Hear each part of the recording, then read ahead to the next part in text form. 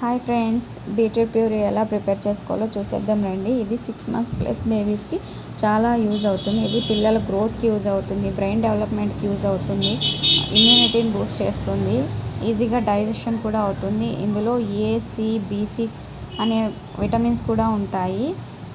బీట్రూట్లో iron, potassium, magnesium అనే minerals ఉంటాయి.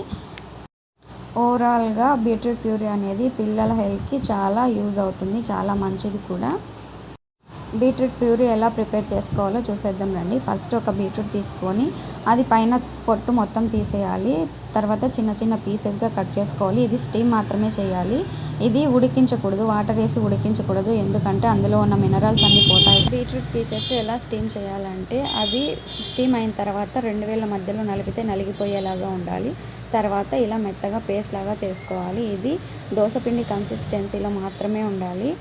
ఇది మరీ తిక్కుగా ఉండకూడదు, మరీ పలుచగా ఉండకూడదు. చూడండి మా పాప ఎంత చక్కగా తినేస్తుందో.